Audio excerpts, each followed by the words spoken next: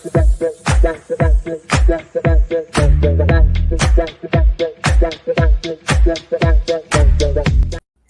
is showtime indeed, ladies and gentlemen, boys and girls, general ages. We are fresh off WWE SummerSlam 2024. We got some NFL wide receiver news in the news. This is Championship Rings.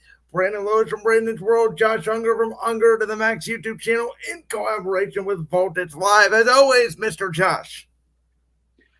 I'm surprised we're even doing the show, given we just had a tornado warning here in Cleveland.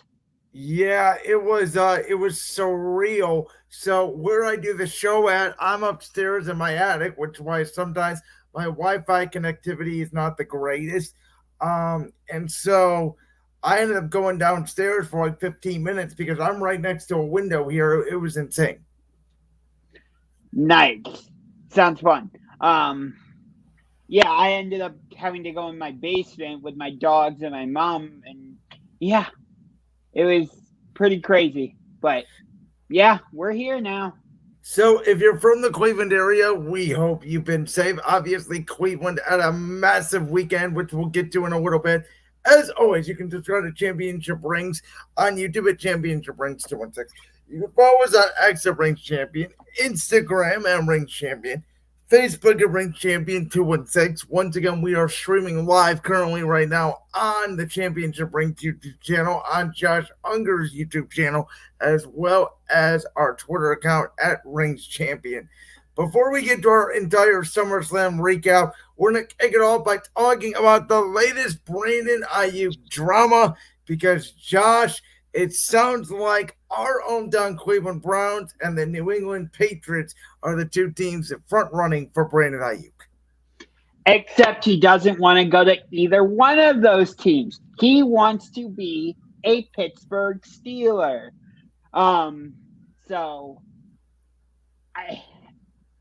As much as I think it would be awesome to have Brandon Aiyuk here in Cleveland, I don't think it's going to happen. I think he is going to end up in the Steel City wearing the black and gold. I'm not sure if he's going to be catching passes from Justin Fields or Russell Wilson, but I think he's going to end up as a Pittsburgh Steeler. So as a part of these reports, that was a bevy that came out about 11 o'clock p.m. Eastern time last night. It sounded like that not only had the Washington Commanders, who obviously he posted practice film of on his TikTok, and we talked about that right here on Championship Rings.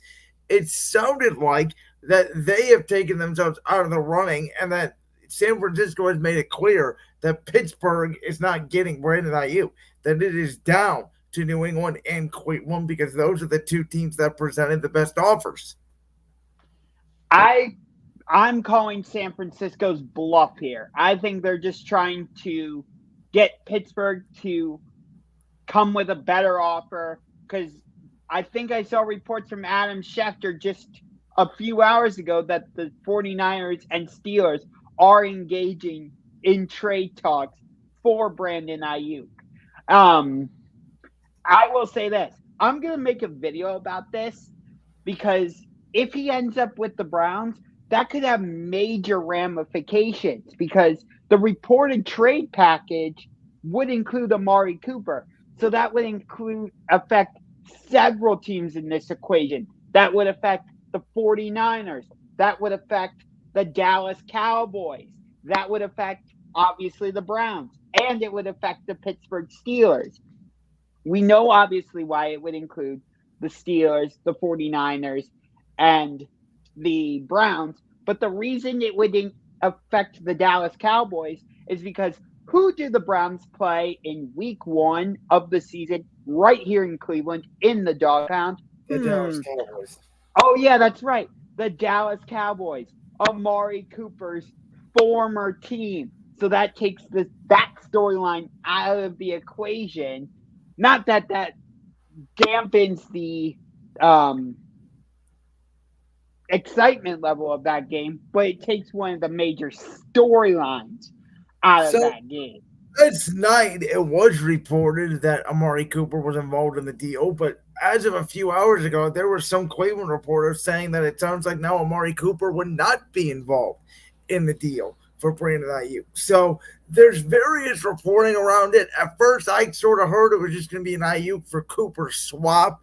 Now I'm hearing that it could be maybe just a couple picks. Like, I don't know what the situation is going to be. I do know that it does sound like, from all reports, the Browns are either this year or next year looking to move off Amari Cooper. Of course, he restructured that 1 year contract. And Brandon Aiyuk, we know he's expensive. We know how good of a wide receiver he is, but we've seen teams, my Philadelphia Eagles, a prime example of this, a team that has paid a quarterback, a team that's paying a running back, and a team that is paying two wide receivers. The Bengals are sort of doing it this year as sort of one last hurrah, if you will, with Burrow, Jamar Chase, and T. Higgins. So I do think it can be done. I'm very interested, though, in the fact that the Browns seemingly are so aggressive to get Aiyuk, because I like Brandon Aiyuk. I think he is a better player than Amari Cooper, but I don't think he's that much better than Amari Cooper. And again, I don't think it's going to matter unless we see the Deshaun Watson that we saw in Houston, which at this point now was, what, 3 or 4 seasons ago. And that's the problem, is everybody still believes that version of Deshaun Watson is within him. And given his recent off the field stuff, I don't want to get into all of that, and his recent injuries, I don't think that version of Deshaun Watson is still around. I mean, we saw flashes of it in the Baltimore game, which, to go off on a little bit of a tangent, it always annoys me when people say, oh, Deshaun Watson can get back to that form. And I'm like, why do you say that? Because of the Baltimore game. I'm like, can you give me other examples? You can't just rely on that Baltimore game. It was that game. It was the Tennessee game earlier in the season. They played another team. I don't remember if it was the Chargers or it was another team he played before he got hurt. I know obviously he came back in the Indianapolis game and got hurt in that game. But Watson, I didn't think he was having a great season by any standards, but I think he was improving from when he came back off the 6-game suspension the year before. Now I want to go to the New England perspective real quick because, well, I don't blame Brandon Aiyuk for not wanting to go to the Patriots. And again, I don't know what New England's offered. My guess, and from what I've kind of heard, is Kendrick Bourne would be involved, who's obviously a former Niner. And my guess is New England would be willing to give up a first-round pick because they desperately need weapons.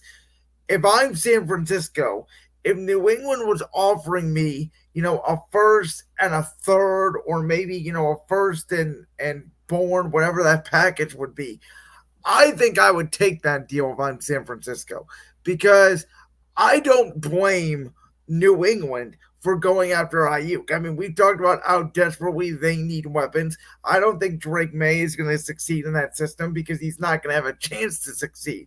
And while I think Brandon Aiyuk is a very good receiver, I don't know if outside of San Francisco he's a true bona fide number one wideout. I need to see that outside of New England. How much is it Shanahan? How much is it just Aiyuk's ability?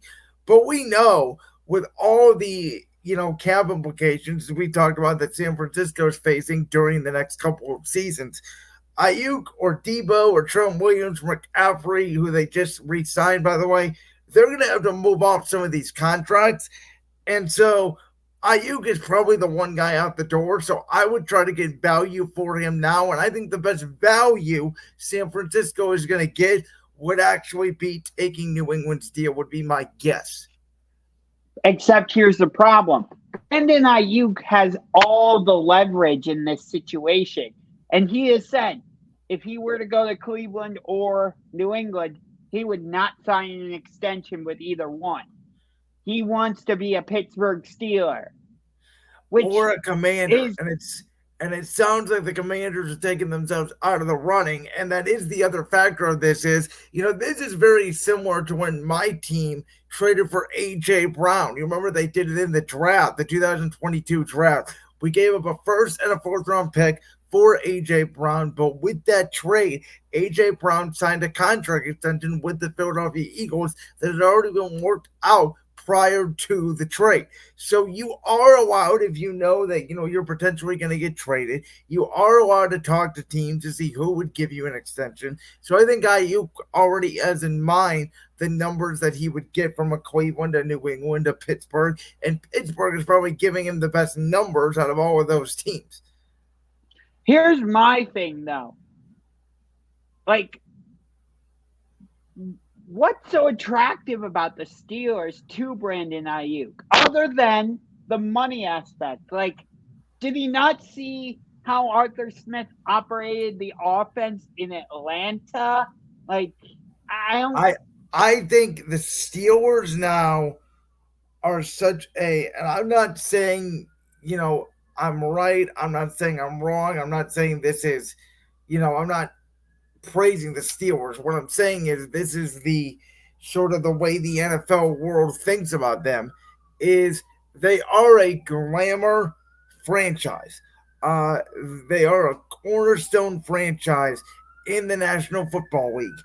And, Mike Tomlin, hardcore, tough, Pittsburgh Steelers win by defense, never having a losing record. Some players do respect that, and I think he does see it as an opportunity where they just traded away Deontay Johnson. George Pickens is there. To me, he's a nice receiver. He's not a go-to number one. And I think Aiyuk sees it as an opportunity where with that great defense, with Russell or Justin Fields running passes to him, he's in almost a similar situation to San Francisco, though not as talented. By the way, you thought it was bad in Pittsburgh? Good luck in Carolina, Deontay Johnson. You went from a pretty good situation to dumpster fire. That's what I would call the Carolina Panthers. He's going to be the number one receiver in the NFL. And again, I've already told you, we're going to make our predictions here in the next few weeks. I'm not saying the Panthers are a playoff team, but I don't think they're going to be a complete dumpster fire. Oh, yes, they are. But anyway, nonetheless, I know as a Browns fan, I'm supposed to hate the Pittsburgh Steelers. I don't. I fully respect the Steelers. I believe they're the only, and let me say, the Pittsburgh Steelers are the only team in the NFL with 6 Super Bowls.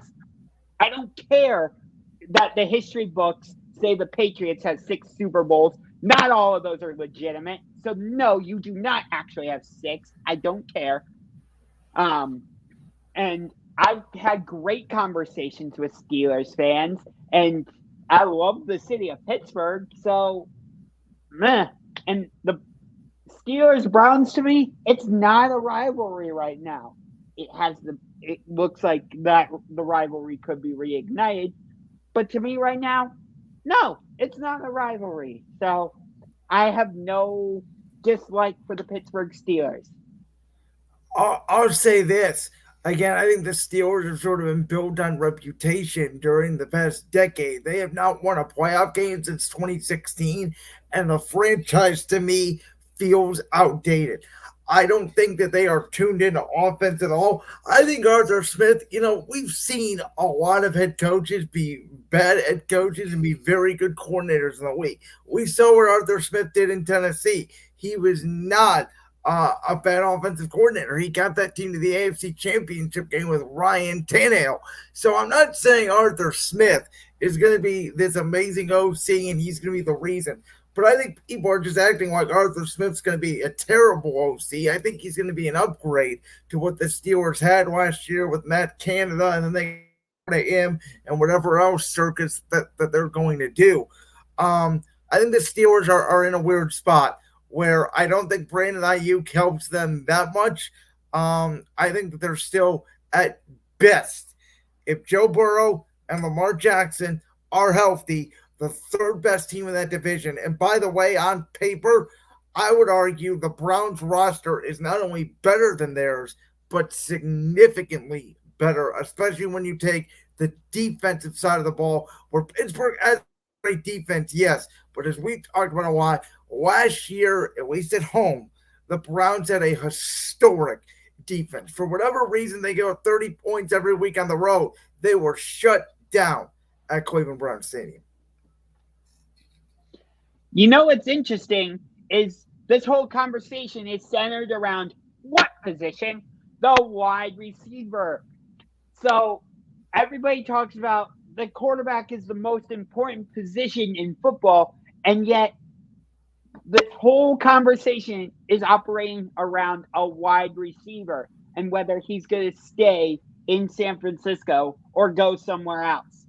It shows how important the wide receiver is to the quarterback. It's not always the quarterback that makes the wide receiver.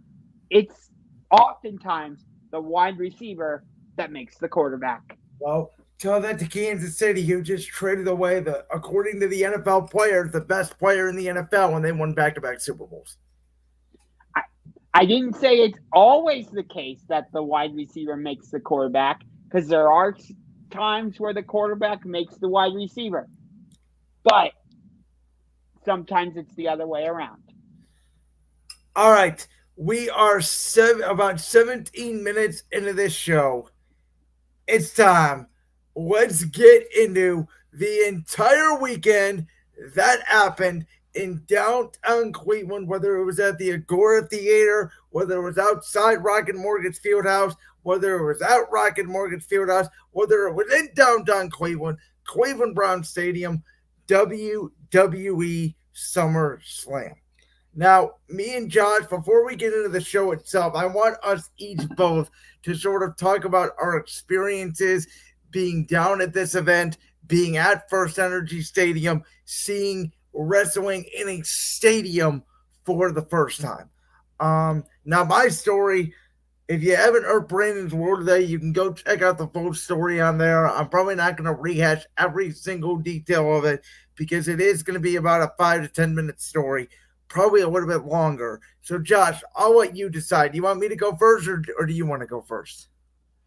So, with me, I had a lot of anxiety going into it because I know with stadium shows, WWE tends to go way over the top with their usage of pyrotechnics. We've seen that from them at SummerSlam in the past and WrestleMania and some of their other big stadium shows, Royal Rumble. So that gave me a lot of anxiety. But the main reason I ended up going was because we were in a Lowe's. So I had that luxury of being able to step away during certain wrestlers' entrances if I didn't feel comfortable. So, I didn't see Rhea Ripley's entrance during her match with Liv Morgan. I did not see Damian Priest's entrance when he had his match with Gunther. And I skipped the entire entrance for Seth and Drew McIntyre for that match. But it was just amazing to be in that stadium. Every match delivered in some fashion. It's a little weird, though, that every match was singles. There was no tag team match. There was no triple threat match. There was no, 6-person tag team match. And you only had one non-title match. Me personally, I'm more into the non-title feuds rather than the championship feuds. I just feel like the non-title feuds get a little more personal and a little more intense, if you will. Not to say title feuds can't get personal and intense, but in general, I just find non-title feuds to amp it up a little bit more.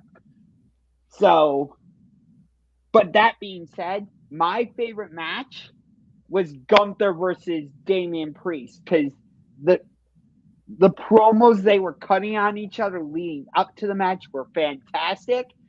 And I get it. Roman Reigns returning during the Bloodline Rules match was huge, but my personal favorite moment of SummerSlam was during Gunther versus Damian Priest when Finn Balor put Gunther's foot on the rope and Damian Priest is like, wait, why didn't I win? He looks up at the scoreboard, or the Jumbotron, I should say, and he saw it when the rest of us did, or when everybody on TV basically saw it, that Finn Balor had put Gunther's foot on the bottom rope. And that, for me, that was my favorite moment. Okay. Before I get to my favorite moment and everything that you talked about, Josh, I'm going to break down what happened. This is the day of SummerSlam and what a little bit before to give you guys a backstory. So, when I purchased SummerSlam tickets when they went on sale early spring, I think it was early May when it occurred, I had gotten non ADA seats just to get whatever seats I could for the event and figure that I could turn them into ADA seats more accessible for myself at some point. So I ended up doing that. And because I paid such a premium for the non ADA seats, for the same price for these new seats that I upgraded, which were field level.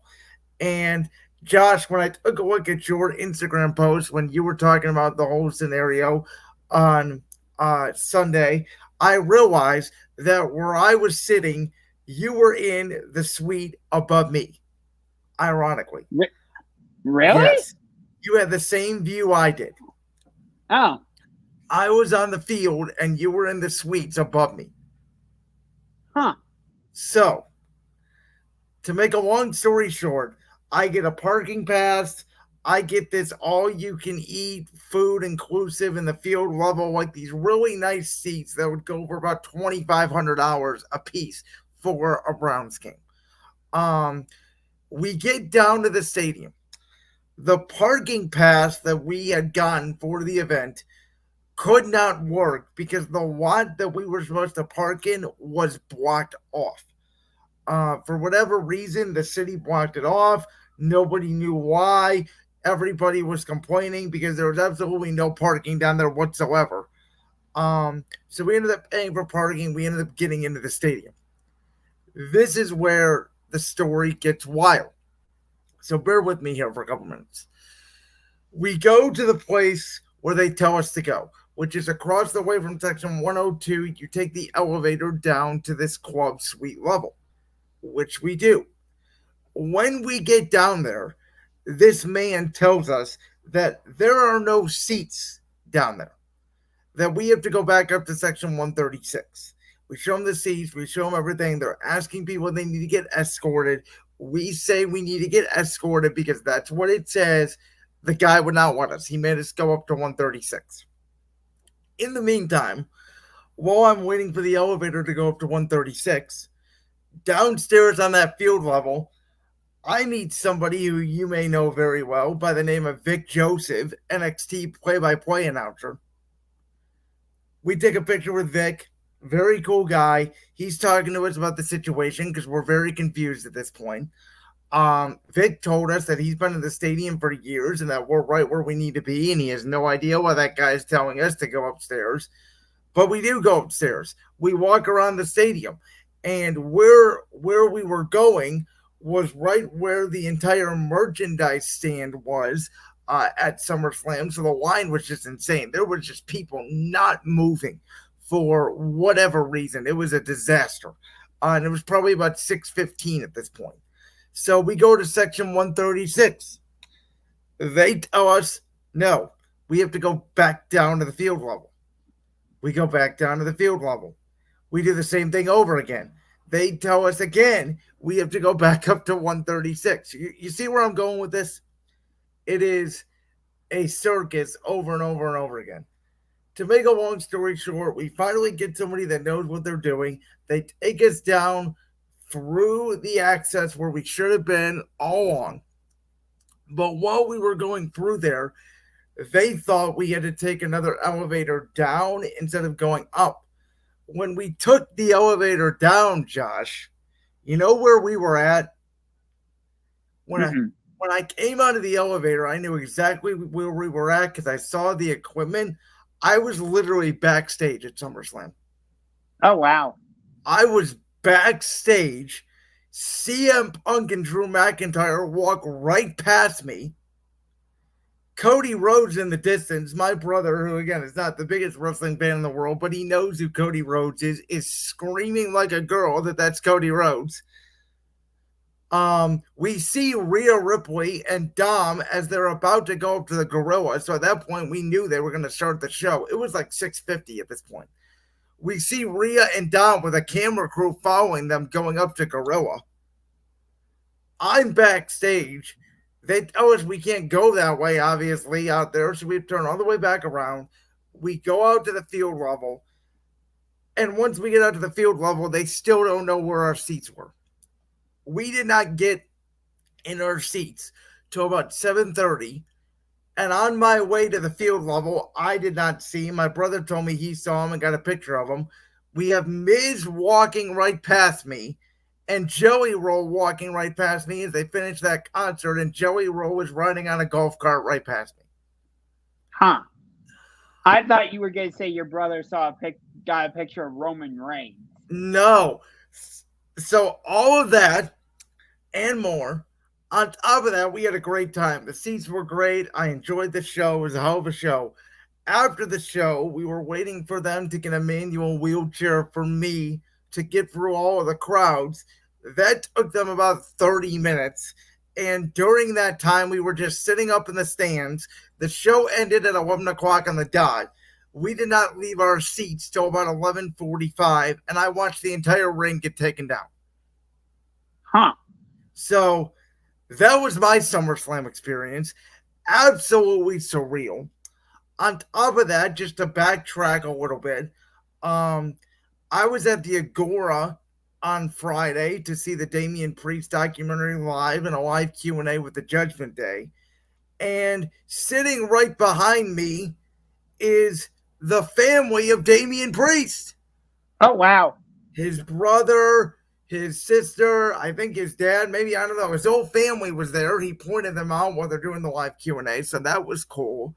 And Gunther was there, and he trashed him. Gunther was there. That was a surprise. CM Punk was there as well, which was another surprise. Now, we were not allowed to take photos and videos at that event. That was an intimate setting that you would have your phone in a locked pocket until after the event was over.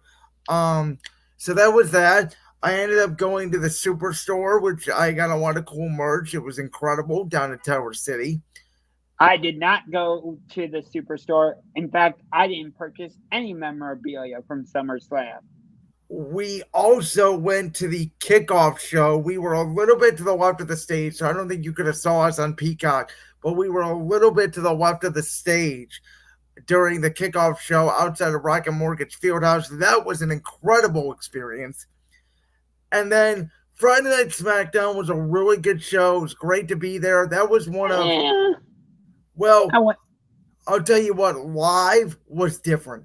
The crowd was energized. I don't know if you could tell it on TV, but that crowd was loud. That was. I heard they piped in crowd noise for Alba Fire and Isla Dawn. I don't know what they did on TV. I could tell you it was loud in there. And I could tell you the whole show, people were going nuts. And I've never seen Rocket Mortgage Fieldhouse that packed to the gill for a wrestling event. And it felt like a more international crowd.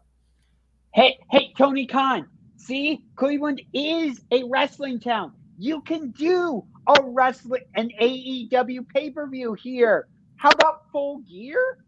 I don't know.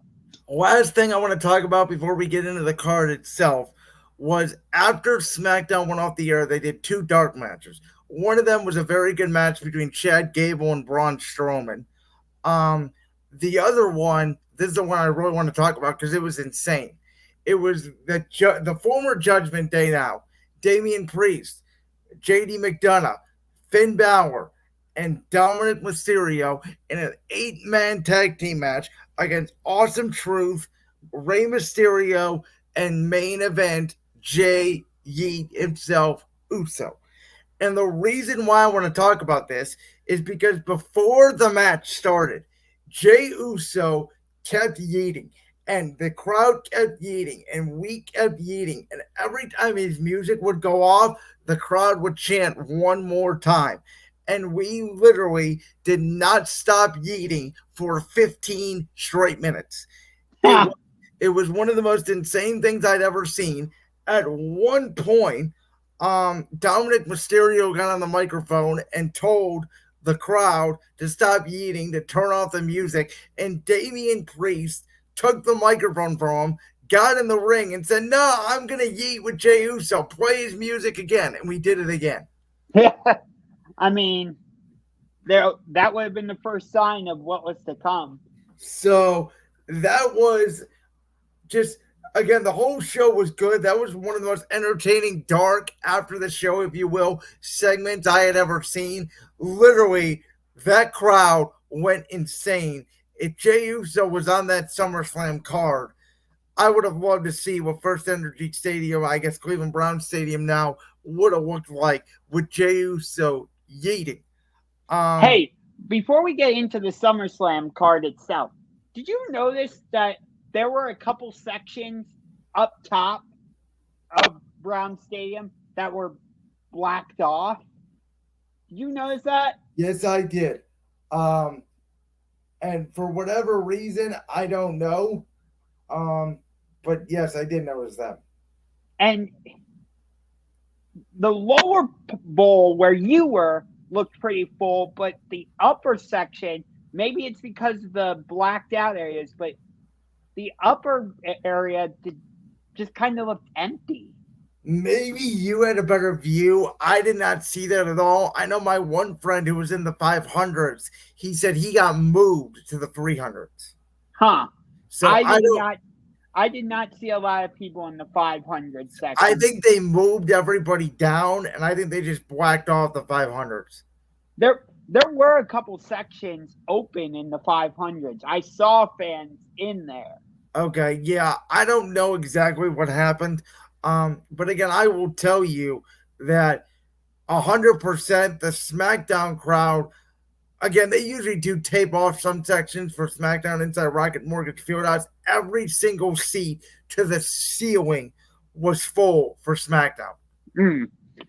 I do remember for AEW Collision, they did not open the whole seating bowl at the Fieldhouse. It was only like you couldn't be seated on the hard cam side. I don't know why AEW does it that way, but it was still a pretty good attendance for what was available from what I remember. But nonetheless, let's get into SummerSlam. You alluded to it. I mean, every match hit. Do we just want to go in order of the matches? How do you want to do it? Yeah, but first, I want to get your thoughts. What did you like that there was no triple threat matches, no tag team matches, no like trios matches? Did you like that? Or again, I think for this card, I thought it made sense. I thought the only thing that you could have done is maybe have made Breaker and Sammy a triple threat with Ilya Dragunov, as we talked about. But as I told you when it came to that match, I had a hunch that was going to be the one match that was going to be the quickest match of the night. Breaker was going to beat Sammy quick because they already had their good match at Money in the Bank. And I was right on that. Yeah. For some reason, I thought maybe they would do like some type of 6-woman tag team match like Jade, Bianca, and Naomi against Alba Font against the tag team champions and Blair Davenport, especially after what happened on SmackDown. I thought maybe there was a chance they would do the rematch between Andrade and Carmelo Hayes at SummerSlam. What I'll say is I'm glad they did not make any additional new matches to the card. I'll say that because by 11 o'clock, being there for 4 hours, especially after the whole weekend I had, that felt about right.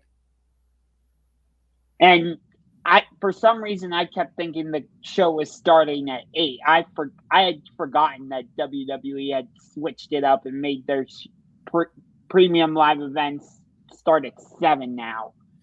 But let's just get right into Liv Morgan versus Rhea Ripley. And you should have heard me and Seaboss throughout this entire match. We kept yelling, Liv Morgan, you are a half-talented Alexa Bliss. Man. I know that's how you guys feel. She is. I disagree with you on that. I think Liv Morgan has really come into her own. I mean, she's definitely stepped it up as the women's champion. And apparently, that was her third title defense. Who was her first title defense against? I don't actually remember. It was Becky inside the steel cage. That was the night her and Dom kissed. Okay. And then she had one against Zelina Vega. I think it was the Raw either before. No, I think it was the Raw before Money in the Bank. Okay. For some reason, I forgot about that Becky Lynch steel cage match. But I'm actually a little bit surprised that this was just a regular singles match. I thought maybe it would be a no DQ match, only because of the build up to it, the fact that they had injured each other, with Rhea putting Liv's arm in a chair and just stomping down on it. You had Liv throwing Rhea into a wall. So I thought that might turn it into a no DQ match, but nonetheless, a steel chair still got involved. Yes, it did. Now, obviously, we all saw Dom try to take away the chair from Rhea. Now, again, I had predicted that Dom was going to cost Rhea the match in that sort of way. I did not think, though, they were going to go through with the full heel turn yet, as I talked about last week on Championship Rings. And when Dom distracted the ref, obviously being in the stadium and not hearing the commentary, I was confused as to whether that was the turn or whether he was distracting Liv or trying to distract Liv. I didn't know what was going on. Obviously, I knew Liv had won and hit the Oblivion. And then obviously it became clear when, if I could quote Pat McAfee, that piece of shit, Dominic Mysterio, kissed Liv Morgan. I mean, it's funny you call it a heel turn because Dom was already a heel. So what was this, a double heel turn essentially? Somebody said it on Twitter. I don't have the username. I apologize, or I would pull it up. It said Dominic Mysterio is the first person in the history of WWE to be a heel and turn even more heel. I mean, we all knew it was coming, but the way they executed it was perfect. And as soon as that happened, you knew Damian Priest was going to lose his title later in the night. We all called it right there. I was with my brother, I was with my best friend, and I was with my cousin. All three of those people I was with don't watch wrestling intently. They may watch a premium live event here or there, but they don't really follow the product. They all even knew right then and there because I was filling them in on all the storylines, obviously, leading up weeks to the show. And we all knew right then and there what was going to happen. Yes. And then we get to Braun Breaker versus Sami Zayn. Apparently, this match was supposed to go longer and be more like 10 minutes, but they just decided they had done all their hits, so they just kept it to 5. I thought it was going to be a little more even, given, how they presented Sami Zayn and the fact that they had a really good match at Money in the Bank. But no, they let Sami Zayn hit a couple moves, including the least devastating move in all of professional wrestling, the Blue Thunder Bomb, which basically never beats anyone except if you're... Sammy's won one match for that move. Yes, and you didn't let me finish. I was going to say, It never beats anyone unless your name is JD McDonut. So, but otherwise, it is what it is. And I think the reason they did this is because Roman Reigns is back on SmackDown. Spoiler alert in case you haven't watched the show. And it's going to end up being OG Bloodline versus the new Bloodline at Survivor Series War Games. And so Roman needs to get the band back together. So Jay and Sammy, they're going to move over to SmackDown. Jimmy's going to return. There you go. I don't know who the fifth member is going to be, but that's clearly the direction we're going. It's going to happen very slowly. And, if you want to keep it to 4-on-4, Solo, Jacob Fatu, and Tungaloa, and all those, you could. If they do go to a fifth member, and again, we're getting way off track here, but they do go to a fifth member, I already have it in mind.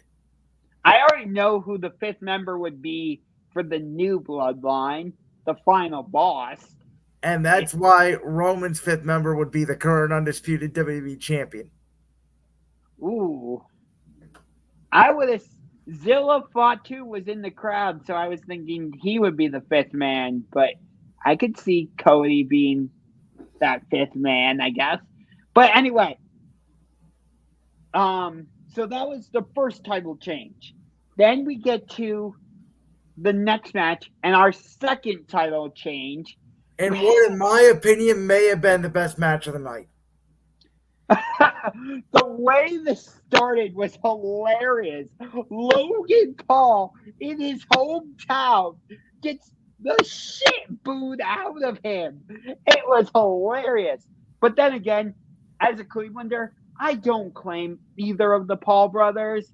I only claim Dolph Ziggler, now known as Nick Nemeth, Johnny Gargano, and The Miz. I don't claim either of the Paul brothers. No thanks. They're not from Cleveland. I was laughing so hard when LA Knight, the SmackDown before, said, Logan, you have a Westlake High School education. You're a dummy. Yeah, because Westlake High School was 10 minutes away from my house. And I love that Logan Paul's like, I'm gonna drop a banner and it's gonna hang here in Rocket Mortgage Fieldhouse. And the whole banner at SmackDown just says, yeah. And I am convinced, again, it's very close, but I think the pop LA Knight got on SmackDown might be a touch bigger than the pop Cody got to kick off that show. It was thunderous in that arena, just like it was at SmackDown. Or at SummerSlam, I mean.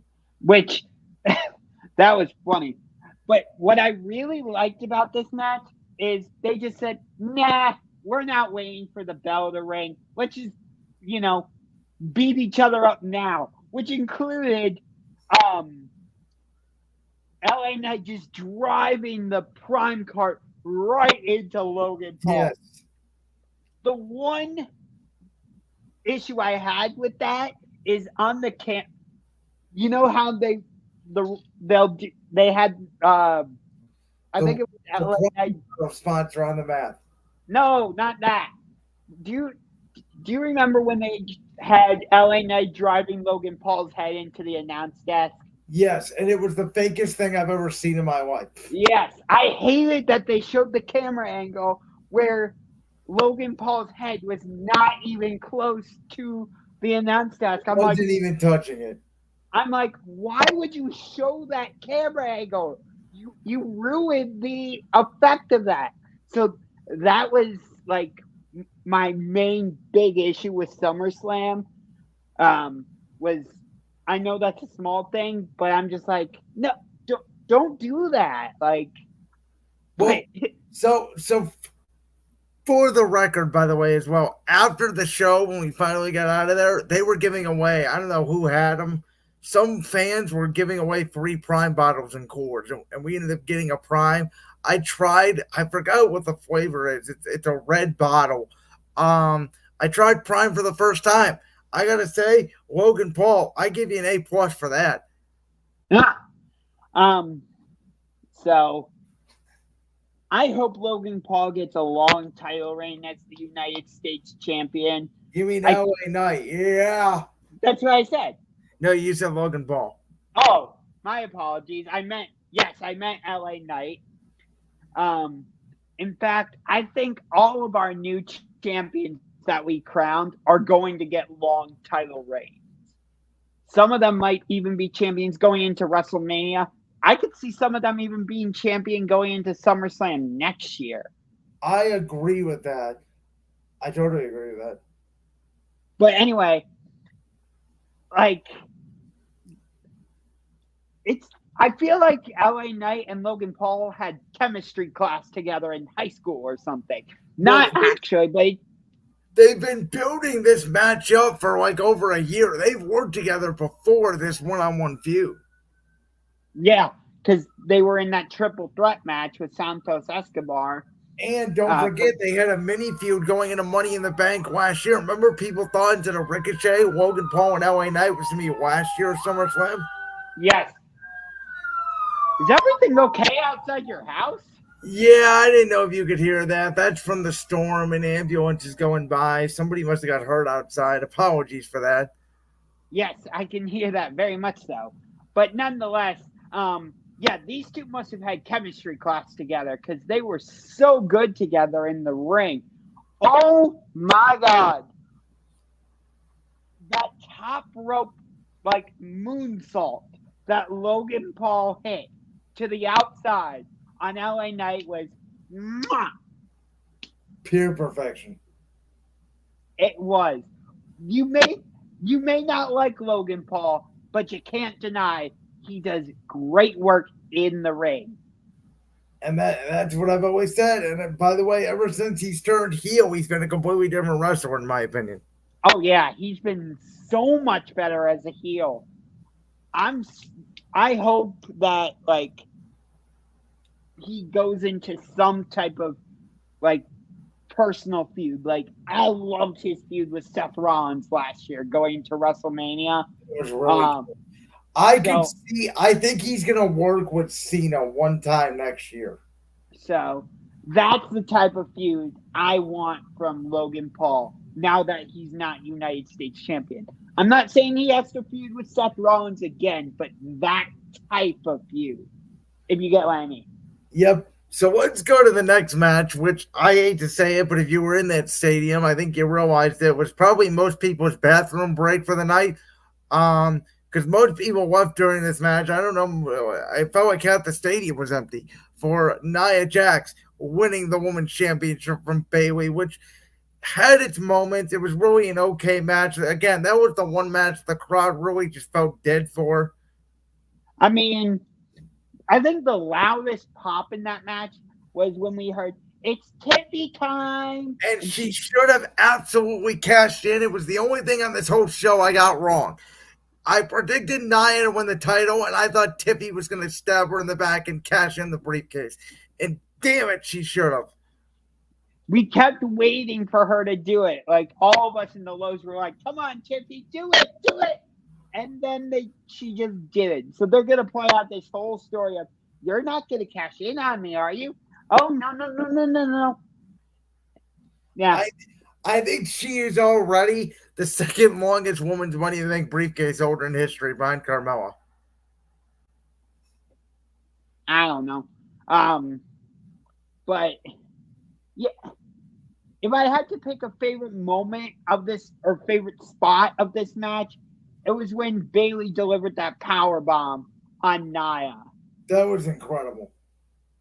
Yes. But I feel so bad for Bayley because, like, it's exactly what we talked about last week on Championship Rings, and it's the same problem with Cody Rhodes. It's what you've been saying. Once she won the title at WrestleMania, it was like, okay, now what? Like, she really didn't have a legit feud as champion. I think the same problem's going to happen with Nia. Yeah. Yeah, I can see that. The SmackDown women's division is just kind of meh. And I'm a little bit concerned the same thing is gonna happen with the Raw women's division. Once this feud with Rhea Ripley is over, who's gonna really challenge Liv Morgan? I think there's three returns that could potentially happen. Now, obviously, one we've already seen, so it's not going to be a title feud, but I think it's going to obviously boost the division. That's going to be when Becky Lynch gets back. The other two, one of them is the woman who you alluded to earlier when calling Liv Morgan basically a knockoff of her. That's Alexa Bliss. Now, does Bliss get involved with the Wyatt Six or does she not? We don't know. But I think she could definitely add a punch to that women's division. And the last one, a girl we have not seen now for almost a year, the Queen. Oh God, no, she doesn't need to be in the title picture. No, You're telling me you wouldn't want to see a Charlotte Liv Morgan or even a Charlotte, I would say Tiffany Stratton feud? she's been in the title scene so many times. Like that well's gonna dry up at some point, and fans are just gonna be like, "Yeah, I don't care." Well, I think they'll cross that bridge when we get there. Let's Right. talk Punk, McIntyre, Rollins. I thought this was gonna be have more shenanigans to it in terms of like chair spots and like table spots and things like that. But the storytelling in this match was just breathtaking. Like Punk had the pin, but he got so obsessed with that bracelet. And Seth Rollins was just trying to do the right thing. And that's why he had the bracelet on. But Punk saw it, and I thought his eyes were going to jump out of his head when he saw that bracelet on Seth Rollins' wrist. Like, the fact that they have turned an inanimate object, like a bracelet, into the center point of the story, I'm just like, yep, totally makes sense. I'm into it.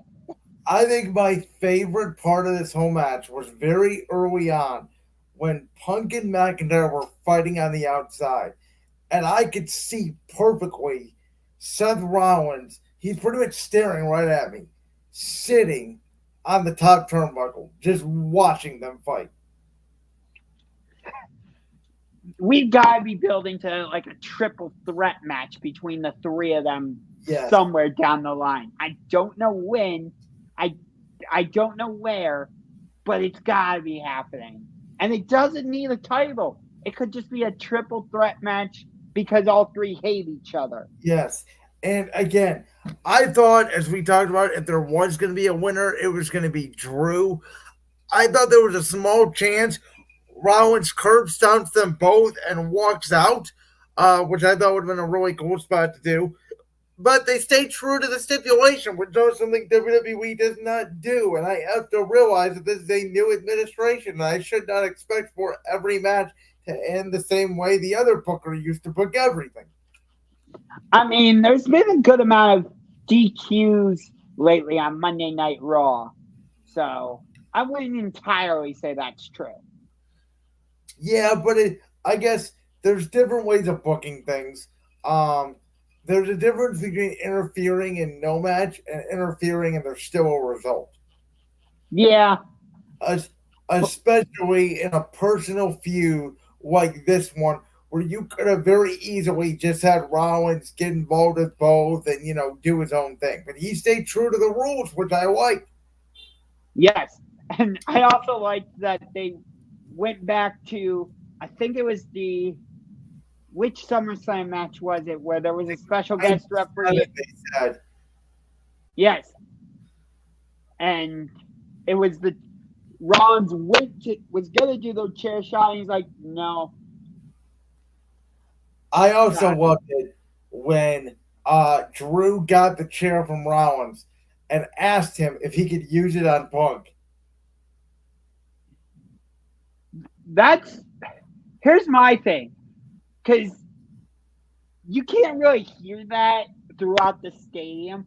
So I kind of wish like the wrestlers were mic'd up so you could hear like those little things throughout the I'll say throughout. that after the show, go on WWE's Twitter. They put out a video of Seth Rollins mic'd up with the ref cam. It's absolutely hilarious. I'll have to take a look, but I feel like sometimes you miss that kind of stuff since you can't hear everything the wrestlers are saying to each other if they don't have a microphone in their hand. I'm like, I want to hear some of this little chatter Yeah. and stuff. All right, let's get to the World Championship match. Priest and Gunther, they threw bombs at each other. We already alluded to it. Damian Priest hits a South of Evan choke slam on the ring general. 1, 2, and Finn Balor puts his foot on the rope. Now, what I loved about the ending of this match was not just that. I love the fact that Gunther then grabbed Priest, put him in a sleeper hold. At that point, I was like, oh, Priest is out. That's it. Ring the bell. The referee was now ringing the bell, and I was like, what's happening? And then you see Priest start to rise. You see him do, a flip, a jackknife backwards cover, get Gunther on his head. 1, 2, and for that split second, they make you believe there's a chance Priest could steal the title, and keep it from Gunther. And then when Gunther kicks out, Priest goes after Balor, has him by the throat. Gunther then will deliver not only a power bomb, then he puts him right back in the sleeper hold, and Priest fights valiantly. It takes a while, but he passes out. I thought the ending sequence to that match, you couldn't have booked it better myself. The one thing you forgot to leave out is that once Finn Balor did what he did by putting Gunther's foot on the bottom rope to make sure that to ensure that, how do I want to say this? In order to tell you that Gunther and Finn Balor did not have a pre-plan of this, Gunther just kicked, I believe, if I remember correctly, Gunther just beat the crap out of Finn Balor, didn't he? That was before he put his foot on the rope. Oh, right. Like there was no partnership between Balor and Gunther. So I did like that they threw that wrinkle in just to tell you, yeah, they're not in cahoots with each other. Like Balor's not doing this for Gunther. Balor's doing it to purely just to screw over Damian Priest. And the look on Finn Balor's face was, I waited all this time and I finally got my revenge. And the way he explained his actions last night on Raw, perfect. Which I'm also laughing because now we technically have Judgment Day 3.0. Yeah, we do. With the same entrance music, the same video, the same formation. Have you ever seen a faction rebuild the way the Judgment Day has? No. I mean, usually you get a spinoff. I mean, the closest thing I could think of it, and I'm sure I'm sure I'm not thinking of other tag teams, but it's like, when DX was the original Triple H and Shawn and China, then it was, Triple H, X-Pac, Road Dogg, and that version. That's the closest thing I could get to. We went from Edge, Damian Priest, and Rhea Ripley to Finn Balor, Rhea Ripley, Damian Priest, and the eventual additions of Dominic, JD, and Carlito, to now the third version, which is Finn, JD, Carlito, Dom, and Liv.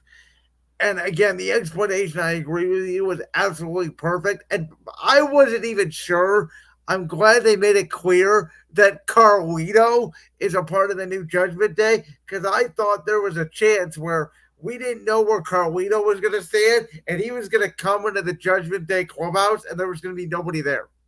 Yeah. But all right, let's get Well, wait, to wait. Before we get to the main event, we talked about Rhea and Liv earlier. I want to tell you what I'm thinking of where they're going with the direction with this. I think at Bash in Berlin, we're going to get a mixed tag match.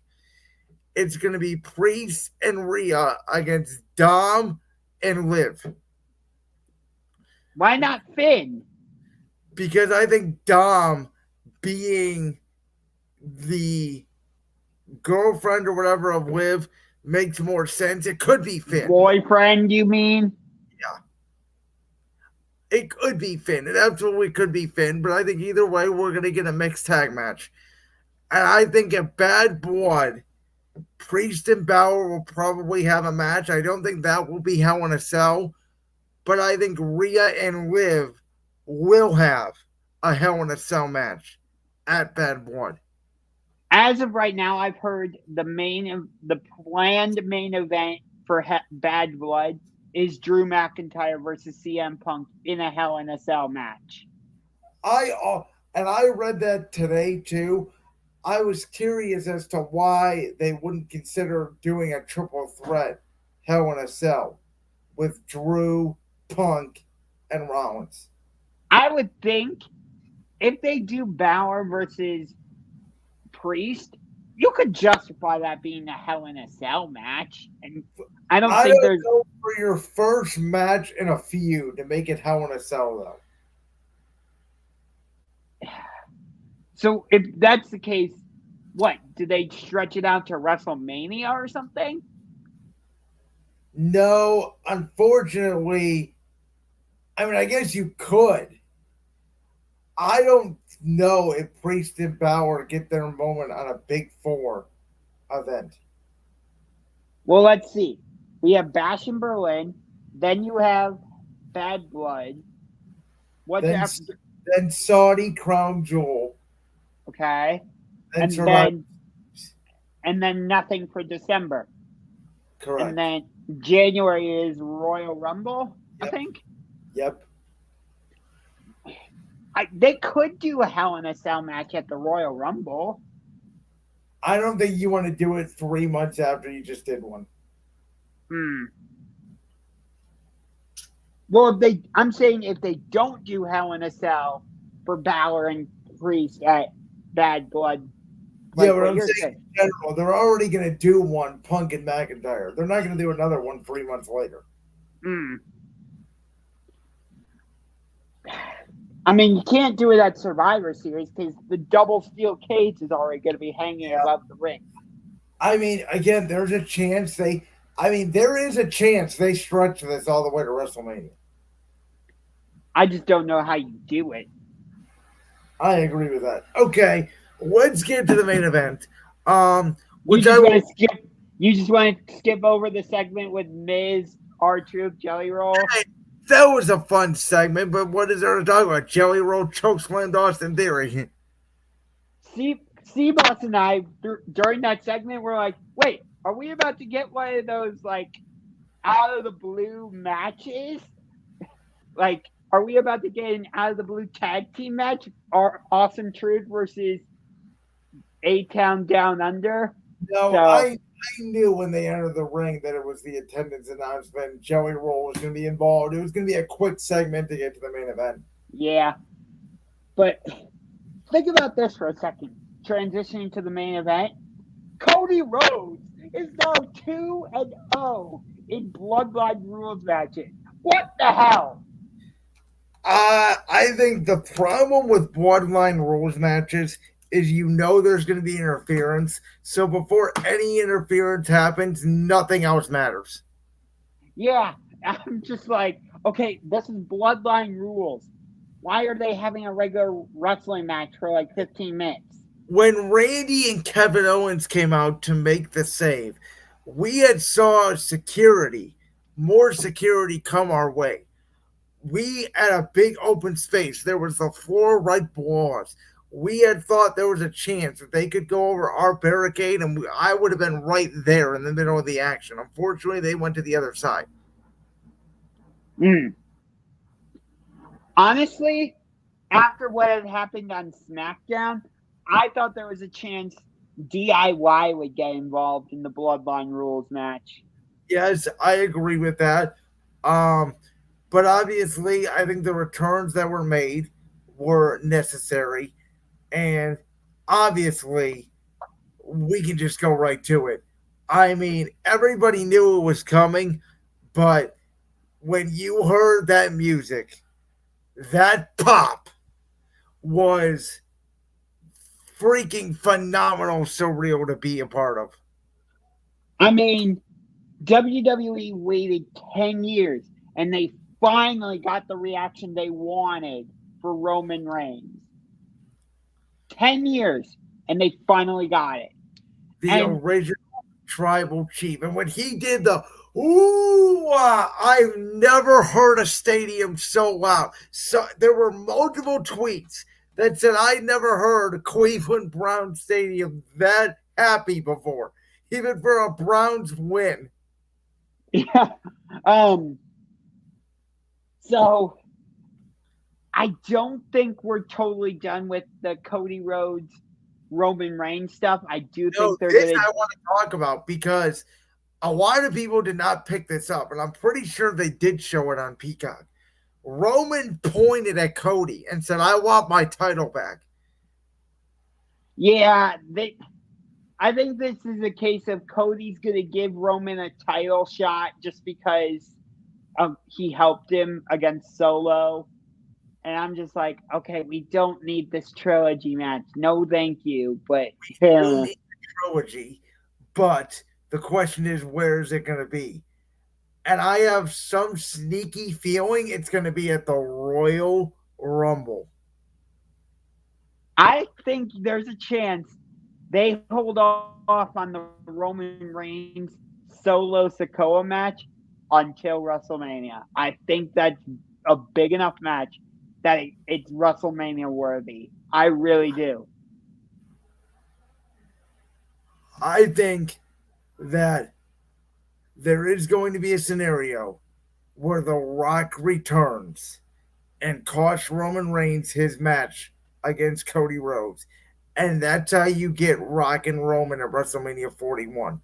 Unless they're holding off on it again and they want to do Rock and Cody. That would be my guess, that they're going to do Rock Cody, and that means you can do Solo versus Roman at WrestleMania. I truly believe that is a WrestleMania worthy match. And most people that. I guess my question is, Roman and Cody, I think it's inevitable, are going to have Roman Cody free. How do you make it? Like, does Solo screw Roman and then The Rock comes out and attacks Cody and you get both feuds and Cody just puts himself over Roman or something? You do a last man standing match and they're both counted out? I don't know. Yeah, I'm not sure. But you would think Roman has to have a match at Bash in Berlin, doesn't he? Well, right? Maybe. I'm under the impression Roman's still not going to be a full-time wrestler. Huh. I don't think the tribal chief is going to be around every week. Yeah, you can do that, but you want to be careful because he got this major reaction for his return at SummerSlam. You don't want to screw that up.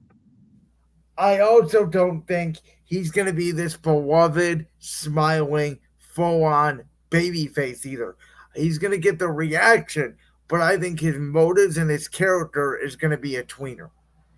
And I would say he's going to be more of a tweener. And we need Paul Heyman back. Now, when does that happen? Does that happen Friday? Does that happen at Bash in Berlin, to your point?